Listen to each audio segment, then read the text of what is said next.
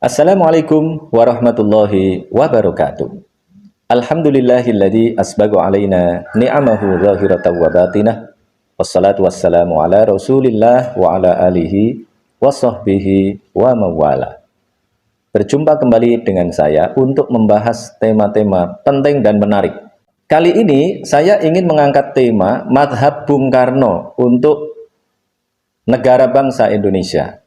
Ini sesungguhnya hanya bagian kecil dari hasil riset saya yang kemudian jadi disertasi saya yang saya pertahankan untuk meraih gelar Doktor Ilmu Politik di Universitas Indonesia tahun 2010.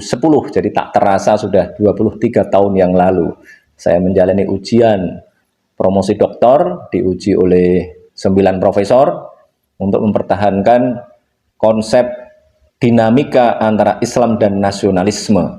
Ini yang membuat saya bersinggungan secara cukup intensif dengan gagasan-gagasan Bung Karno, sehingga bisa kita bahas ini madhab Bung Karno dalam konteks politik kenegaraan di Indonesia. Tetapi agar kita tidak salah paham, agar kita bisa memahami dengan baik apa sesungguhnya yang dimaksud dengan madhab Bung Karno ini, maka saya ingin memulai dari definisi. Madhab itu apa? Madhab adalah bahasa Arab. Kemudian diserap ke dalam bahasa Indonesia. Arti aslinya adalah, karena ini berasal dari kata zahaba, fi'il madinya zahaba. Zahaba artinya pergi. Madhab adalah isim makan atau kata benda yang menunjukkan tempat. Maka artinya menjadi tempat pergi. Kalau tempat pergi berarti jalan. Berarti apa ini? Arti madhab Bung Karno berarti jalan pikiran Bung Karno. Jadi jalan pikiran Bung Karno untuk negara bangsa Indonesia. Kemudian kalau ini biasanya madhab biasanya digunakan dalam konteks fikih. Kajian fikih ini menggunakan kata madhab. Kemudian kalau untuk kajian teologi yang digunakan adalah firqah. Karena kalau kita pelajari sejarah Islam sejak awal, kita akan menemukan setelah Nabi Muhammad meninggal, kemudian diganti Khulafaur Rasyidin, pada pemerintahan Ali terjadi konflik besar. Maka kemudian ada kelompok-kelompok. Ada yang kemudian mendukung Ali, ada yang mendukung Muawiyah, ada yang kemudian mengkafirkan keduanya. Yang mendukung Ali misalnya disebut sebagai Syiah. Itu adalah firqah yang kemudian mendukung Ali. Firqah arti aslinya adalah pecahan atau kelompok. Maka tadi itu kelompok yang mendukung Ali. Syiah artinya juga kelompok. Jadi Syiatu Ali. Yang dimaksudkan dengan kata Syiah adalah Syiatu Ali, kelompok Ali.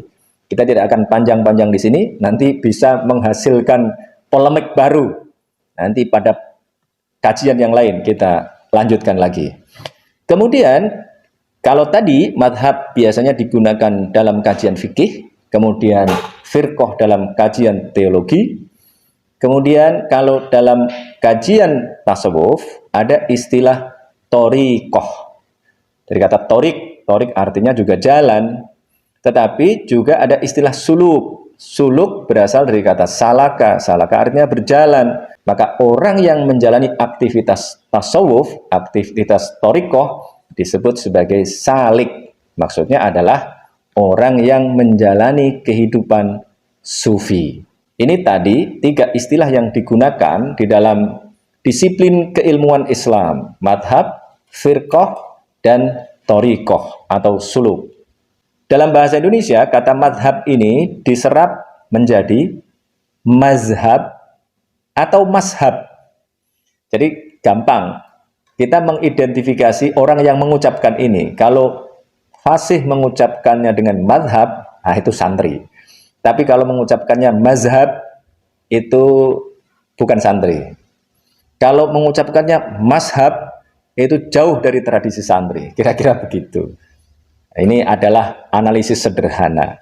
Kita mengenal istilah-istilah ini dalam bahasa Indonesia, sehingga kemudian digunakan dalam disiplin ilmu-ilmu sosial, politik. Misalnya kita sering mendengar ada madhab Frankfurt misalnya. Kemudian ada madhab Chicago. Ini soal pemikiran sosial politik. Kemudian kalau di Indonesia juga pernah ada itu, dulu waktu saya masih mahasiswa, ada kajian terhadap gagasan-gagasan Cak Nur di Ciputat yang kemudian menghasilkan buku berjudul Dekonstruksi Islam Madhab Ciputat. Jadi sebenarnya ini adalah istilah yang teknikal sekali. Maka kalau ada orang menggunakan istilah madhab, sebenarnya yang ingin dikaji, yang ingin dibicarakan adalah jalan pikirannya. Itulah yang digunakan. Jadi kalau madhab Bung Karno, maka kita akan membedah bagaimana jalan pikiran Bung Karno tentang konstruksi negara Indonesia ini setelah merdeka. Konteksnya pada saat itu, Indonesia sedang mempersiapkan kemerdekaan. Maka kemudian dibentuk yang namanya BPUPKI dan kemudian dilanjutkan dengan PPKI. Di dalam BPUPKI dan PPKI ada dua firqoh, ada dua kelompok. Yang pertama adalah firqoh, kelompok yang dikomandani oleh Bung Karno dan Bung Hatta. Bung Karno ini sesungguhnya juga bisa dikatakan sebagai orang yang sangat empati, sangat simpati pada Islam dan agamanya tentu saja Islam. Kemudian ada Bung Hatta. Kalau Bung Karno mungkin diragukan karena bukan anak ulama, tapi ada Bung Hatta di situ yang merupakan anak ulama dari Bukit Tinggi di Sumatera Barat sana. Bahkan dia adalah generasi ketiga keturunan ulama tarekat yang terkenal pada zamannya, yaitu Syekh Abdurrahman.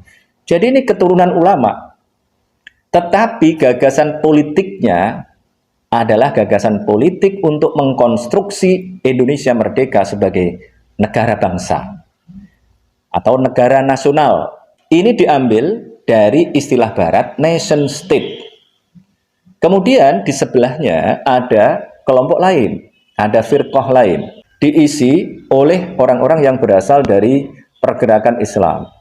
Yang banyak dari Muhammadiyah, ada juga dari NU. Dari Muhammadiyah misalnya ada Ki Bagus Hadikusumo, ada Kasman Singodimedjo, ada Profesor Kahar Muzakir, ada yang terkenal nih, Kiai Agus Salim, ada Kiai Haji Wahid Hashim, ada satu orang ini yang dari NU. Yang tadi itu dari Muhammadiyah. Yang dari kelompok Islam yang lain, ya banyak, ada 60 orang kan itu totalnya di BPUPKI. Kemudian ditambah lagi dengan yang lain.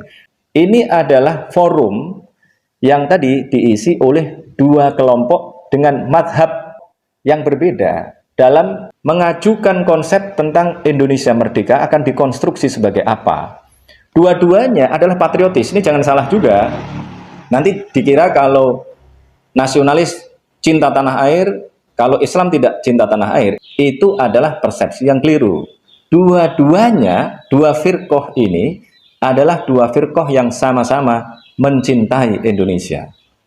Mereka adalah para patriotis yang ingin agar Indonesia merdeka. Hanya saja berbeda dalam gagasan untuk mengkonstruksi Indonesia merdeka.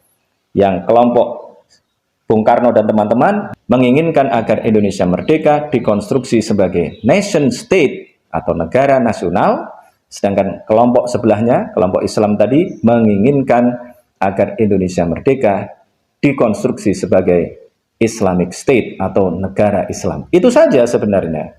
Nah, kemudian mereka berdialektika di sini. Nah, ketika berdiskusi keras itu, ternyata memang Pak Karno ini, Soekarno ini yang nampaknya lebih dominan. Gagasan-gagasannya banyak dipakai, tetapi gagasan-gagasan kelompok Islam ini juga masuk.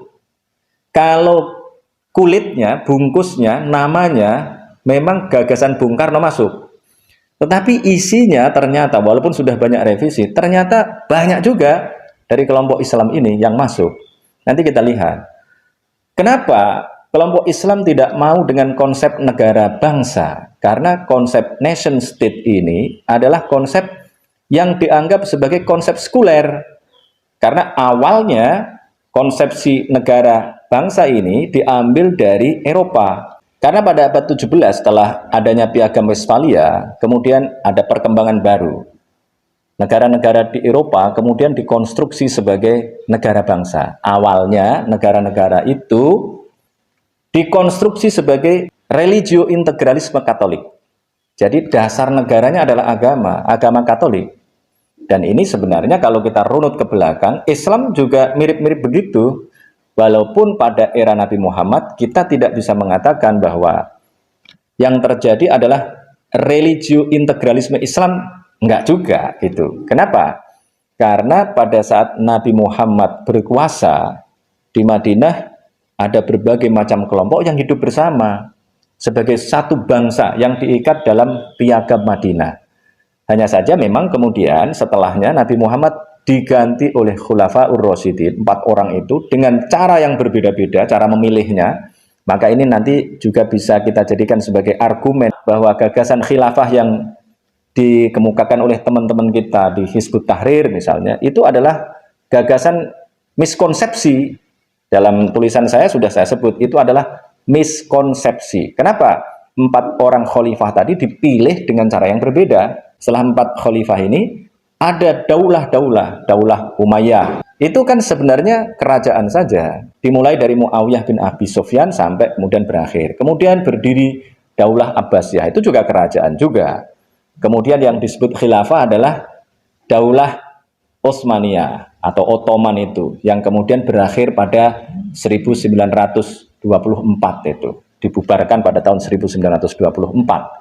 Nah, ini dianggap sebagai khilafah, padahal itu kerajaan. Makanya sesungguhnya konsepsi khilafah mereka ini adalah konsepsi yang tidak menemukan basis argumentasinya dalam kehidupan Nabi Muhammad, kemudian setelah Nabi Muhammad 4 khalifah tadi itu. Karena itu sistemnya beda-beda, dan yang terakhir yang diakui sebagai khilafah itu adalah kerajaan sesungguhnya. Bung Karno melihat negara-negara Eropa ini maju. Negara-negara di Eropa dianggap sebagai negara yang lebih baik dibandingkan negara-negara yang lain. Sampai Turki setelah dibubarkan itu kemudian juga meniru negara-negara Eropa dalam mengkonstruksi negaranya, dimulai dari Mustafa Kemal Atatürk. Tetapi Bung Karno memiliki gagasan yang agak berbeda. Maka kemudian lahirlah ini, dalam negosiasi ini kelihatan ada semacam dialektika yang dari tesis, antitesis, kemudian menghasilkan sintesis. Kalau mempersatukan agama dengan negara, nanti jadinya seperti di Eropa ketika dilakukan yang namanya penyatuan antara agama dengan negara. Ini pola satu, pola hubungan antara agama dengan negara. Menyatukan agama dengan negara menyebabkan penyelewengan kekuasaan. Pemahaman keagamaan digunakan untuk menghukum orang yang tidak sesuai dengan apa yang dipahami oleh elit agama. Dalam konteks itu adalah gereja. Maka seperti Galileo Galilei, Kopernikus, itu kan kemudian dianggap sebagai orang sesat. Kemudian dihukum dengan perangkat negara, basisnya adalah pemahaman keagamaan di gereja. Itulah yang kemudian menyebabkan banyak intelektual melakukan perlawanan tepatnya, dan kemudian mereka menginginkan agar negara tidak didasarkan pada agama, tetapi negara harus dipisahkan dari agama. Maka istilahnya adalah sekuler, sekularisasi, kemudian menghasilkan paham yang disebut dengan sekulerisme. Jadi awalnya di sini bersamaan dengan temuan-temuan baru di bidang sains, kemudian politiknya juga dipisahkan, antara agama dengan negara dipisahkan. Maka muncul yang disebut dengan negara sekuler. Negara sekuler adalah negara yang tidak didasarkan pada agama. Lalu dasarnya apa? Dasarnya adalah bangsa. Bangsa mereka itu ya orang Eropa itu kulitnya putih, rambutnya pirang, matanya biru, bahasanya bahasa Inggris, agamanya Katolik. Nah, itu adalah bangsa. Tetapi pemisahan agama dengan negara ini dianggap tidak realistis. Jadi sampai di sini sudah ada 2 pola. Yang pertama tadi itu menyatukan antara agama dengan negara. Menyatukan agama dengan negara menyebabkan ada penyelewengan kekuasaan oleh elit agama. Tapi kemudian juga dilihat, kalau agama dengan negara dipisahkan, kayaknya nggak realistis. Maka muncul gagasan yang ketiga, yaitu menjadikan agama sebagai landasan moral dan etika dalam kehidupan politik. Nah, ini yang kemudian terjadi di Indonesia. Tadi berkat dialektika antara kelompok nasionalis yang tadi dipersepsikan awalnya sebagai kelompok sekuler, maka juga sering disebut sebagai kelompok sekuler, padahal enggak sebenarnya. Nah, kemudian yang kedua tadi kelompok Islam. Dari sinilah kemudian muncul gagasan yang tengah-tengah antara keduanya tadi, tidak sekuler, tetapi juga tidak menyatukan, karena realitas di Indonesia ada banyak agama. Kalau di Eropa tadi kan agamanya cuma satu. Kalau di Indonesia tidak. Kalau di sana rasnya relatif homogen, tetapi di Indonesia tidak. Ada orang Papua yang kulitnya hitam, rambutnya keriting. Ada orang Jawa kayak saya yang kulitnya sawo matang, rambutnya macam-macam. Ada orang Manado yang hidungnya mancung, kulitnya putih, orangnya agak besar. Ada orang Ambon yang rahangnya agak besar, orangnya tinggi, agak hitam. Kemudian ada lagi orang-orang di Sumatera yang berbeda-beda lagi. Tetapi mereka yang berbeda-beda ini kemudian merasa sebagai satu bangsa. Itu muncul misalnya setelah adanya Sumpah Pemuda. Maka mereka walaupun berbeda-beda tadi merasa sebagai satu bangsa, bangsa Indonesia. Ini bisa dilihat di dalam buku Benedict Anderson misalnya. Walaupun sebutannya seperti negara barat, negara-negara di Eropa tadi itu, konstruksinya, tetapi isinya beda. Bungkusnya bernama sama, tetapi isinya beda. Bedanya bagaimana? Kalau negara-negara Eropa tadi menggunakan konstruksi negara yang sekuler, bahkan nanti kalau kita lihat lagi itu sekulernya beda-beda. Ada yang sekuler biasa saja, seperti Inggris, kemudian kalau di luar Eropa ada Amerika misalnya, itu sekuler biasa aja. Sekuler itu maksudnya yang penting tidak ada penyatuan antara agama dengan negara. Tetapi ada yang sekulernya itu ekstrim. Saya menyebut dalam disertasi saya sebagai sekulerisme laikisme. Istilah ini saya ambil dari Turki. Turki juga sama. Jadi kalau dalam dunia Islam yang kemudian negaranya dipisahkan dari agama, itu Turki. Dan sekulerismenya adalah sekulerisme yang ekstrim. Tidak boleh ada visibilitas agama di ruang publik. Tidak boleh ada orang pakai jilbab. Kalau di Eropa, yang Eropa beneran, kalau Turki ini kan the segment of Europe. Walaupun ada bagian negaranya yang di Eropa, tapi cuma kecil, dan dia dianggap sebagai bukan Eropa. Yang Eropa beneran, Eropa asli, adalah Perancis. Perancis juga begitu. Sampai hari ini tidak boleh ada visibilitas agama di ruang publik. Tidak boleh orang menampakkan kalung salib, kemudian topi Yahudi misalnya. Tidak boleh. Kenapa? Karena mengambil konstruksi sebagai negara bangsa yang sekulerismenya itu sekulerisme garis keras, kira-kira begitu. Nah, Indonesia ini dikonstruksi sebagai negara bangsa yang religius. Awalnya tadi ada dua kelompok yang menginginkan negara Indonesia dikonstruksi sebagai negara bangsa. Yang satu menginginkan agar Indonesia merdeka dikonstruksi sebagai negara Islam. Kemudian turun tuntutannya kelompok Islam ini. Kalau tidak mau negara Islam, Islam sebagai dasar negara. Kemudian turun lagi, akhirnya Piagam Jakarta. Sudah sepakat nih. Tapi ternyata pada saat mau diresmikan, ada orang dari Indonesia Timur, ini konon. Kemudian disampaikan oleh Pak Hatta, kalau masih seperti ini maka Indonesia Timur tidak akan bergabung dengan Indonesia Merdeka. Mereka akan memisahkan diri. Maka kemudian dilakukanlah lobby. Yang paling keras ini adalah Ki Bagus Hadikusumo. Karena memang NU dan Muhammadiyah ini harus diakui sejarah ini. NU dan Muhammadiyah ini adalah dua organisasi yang awalnya memang menginginkan agar negara Indonesia merdeka dikonstruksi sebagai negara Islam. Kemudian yang paling keras tadi Ki Bagus Hadikusumo. Maka kemudian Bung Karno meminta kepada Pak Kasman Singodimedjo untuk melakukan lobby kepada Ki Bagus Hadikusumo. Udah, yang penting Indonesia merdeka dulu. Dasar negaranya Pancasila. Nah, kemudian negosiasi. Ini ada 4 poin yang kemudian dinegosiasikan, yang tadinya itu Islam banget gitu, atau setidaknya menggunakan bahasa Arab. Misalnya ada kata muqaddimah yang kemudian diganti dengan pembukaan tuh, Undang-Undang Dasar 45-nya itu. Kemudian Piagam Jakarta yang menjadi pembukaan Undang-Undang Dasar 45 diganti dengan negara berdasar atas ketuhanan yang Maha Esa.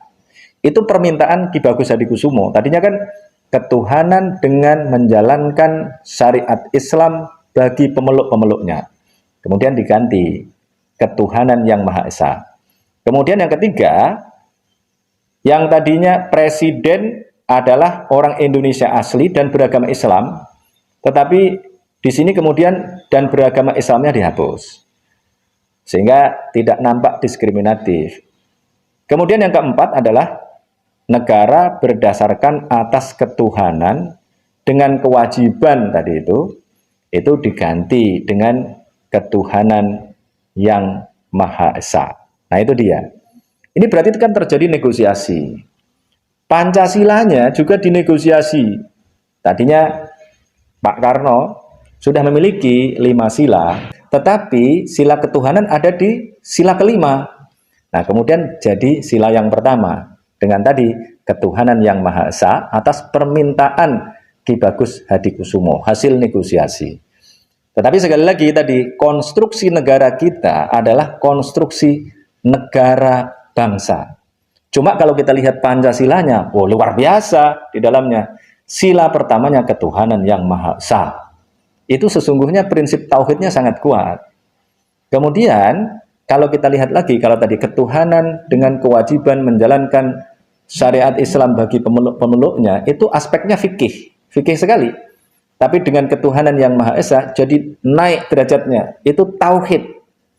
Nah, kemudian yang kedua, sila kedua adalah kemanusiaan yang adil dan beradab.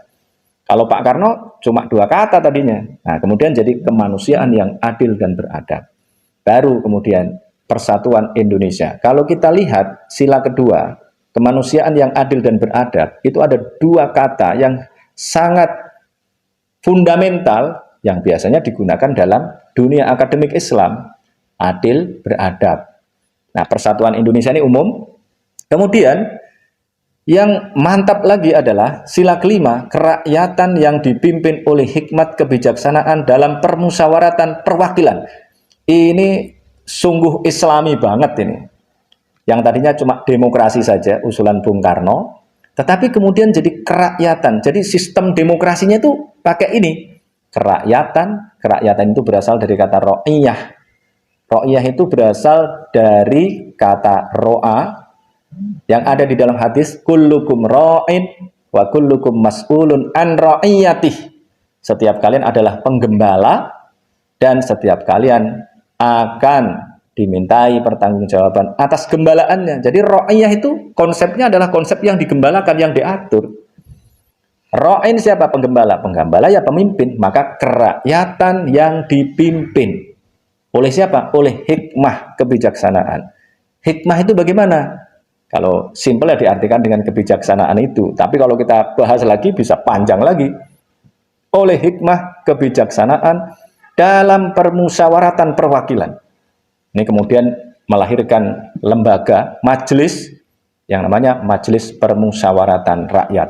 Berasal dari kata syawaro yusawiru musyawarotan. Artinya adalah memeras, saling memeras. Jadi kalau ada 2 orang ketemu itu saling memeras. Yang diperas apanya? Kalau awalnya yang dimaksud memeras itu adalah memeras madu dari tempat tolonya itu, kemudian diperas menghasilkan madu yang murni berfungsi untuk mengobati segala macam penyakit. Nah, kalau ada anggota Majelis Permusyawaratan Rakyat kemudian saling memeras, yang diperas apa? Otak yang diperas. Hasil dari perasan itulah yang digunakan untuk membangun kebijakan politik kenegaraan agar bebas dari penyakit-penyakit kenegaraan, masyarakatnya menjadi masyarakat yang sehat. Itu yang dimaksud dengan permusyawaratan, perwakilan. Perwakilan berasal dari kata wakil. Wakil artinya adalah penguasa. Hasbunallahu wa ni'mal wakil. Wakil itu artinya penguasa. Jadi yang dimaksudkan wakil di sini adalah wakil rakyat, penguasa rakyat yang mereka memiliki kekuasaan untuk membuat kebijakan politik kenegaraan. Baru kemudian sila yang kelima, keadilan sosial bagi seluruh rakyat Indonesia. Ini nuansanya ekonomi. Jadi jangan sampai ada orang yang kaya sekali, kemudian ada orang miskin-miskin. maka harus ada keadilan sosial bagi seluruh rakyat Indonesia. Nah, kalau melihat ini, bungkusnya memang negara nasional. Karena tadi di sini ada banyak agama yang semuanya harus mendapatkan keadilan di hadapan negara, walaupun mayoritasnya Muslim. Dan kemudian tadi diterima oleh Ki Bagus Hadikusumo karena dijanjikan oleh Pak Karno, udah yang penting merdeka dulu. Nanti urusan ideologi negara kita bicarakan setelah Indonesia merdeka. Diterima itu oleh Ki Bagus Hadikusumo. Maka kemudian Ki Bagus Hadikusumo datang ke Jogja pada saat itu, kemudian menyatakan di dalam forum yang ada di Jogja, mengatakan perjuangan belum selesai. Bisa diketik itu di Google, ketik aja Ki Bagus Hadikusumo perjuangan belum selesai, itu pasti muncul. Itu konteksnya nanti bisa dibaca sendiri. Nah, ini adalah di antara madhab Bung Karno, yang di antara gagasannya adalah menjadikan Indonesia merdeka sebagai nation state. Tetapi nation state-nya kemudian terwujud dalam nation state yang religius. Itu temuan disertasi saya. Jadi Indonesia ini bukan negara sekuler, juga bukan negara agama, tetapi Indonesia dikonstruksi sebagai nation state yang religius atau religious nation state. Sehingga kita semua, umat beragama apapun, bisa hidup bersama, saling menghormati. Kemudian dalam konteks untuk membangun kebijakan-kebijakan politik kenegaraan, umat Islam, umat yang lain juga bisa menjadikan ajaran-ajaran agama sebagai sumber inspirasi untuk membangun kebijakan politik yang sesuai yang diinginkan agar masyarakatnya, agar rakyatnya ini hidup sesuai dengan panduan agama. Jadi sangat memungkinkan. Maka tadi walaupun ada banyak yang dibuang tadi itu sebenarnya bukan halangan. Asalkan apa? Asalkan orangnya cerdas. Kalau umat Islam ini cerdas, mampu memahami agamanya dengan baik, menangkap pesan moralnya, tidak tekstualis, maka kita akan lebih mudah untuk memperjuangkan ide-ide di dalam Islam ini menjadi produk kebijakan politik kenegaraan. Tetapi kalau kita tidak membaca ajaran agama kita sendiri, tidak paham, kemudian kalau paham juga di permukaannya saja, tidak utuh, simplistis pemahamannya, maka sulit untuk memperjuangkan gagasan-gagasan moral Islam ini dalam konteks kehidupan politik kenegaraan. Maka kita semua ini harus terus belajar. Kalau ada orang berpikir maju, jangan kemudian dianggap sesat. Kalau ada orang berpikir melompat, itu karena memang ada pengalaman-pengalaman khusus yang itu hanya didapatkan oleh orang-orang yang menjalani aktivitas-aktivitas real. Tidak hanya pengajian saja. Kalau cuma pengajian saja itu mudah. Yang lebih sulit adalah bagaimana kita ini membangun strategi. Kalau hanya berpikir ideologis saja itu mudah. Tetapi banyak orang yang berpikir ideologis justru membunuh dirinya sendiri. Dan bahkan membunuh Islam, tapi dia nggak sadar. Hanya mengatakan Allahu Akbar, tapi kemudian justru merugikan Islam sendiri. Ini masalahnya yang terjadi di lapangan demikian. Maka saya sering mengajarkan kepada santri-santri di sini, di Monas Institute terutama, karena sejak awal memang saya desain sebagai lembaga perkaderan atau rumah perkaderan dan tahfidz Al-Quran untuk melahirkan santri-santri yang berilmu, berharta, dan berkuasa. Maka saya sering mengatakan bahwa umat Islam ini harus berpikir ideologis, berwawasan politis, dan selalu bertindak taktis strategis. Jangan hanya berkerumun saja, jangan hanya ikut pengajian bagus, tetapi yang lebih bagus lagi adalah melanjutkan pengajian ke pengkajian agar lebih mendalam.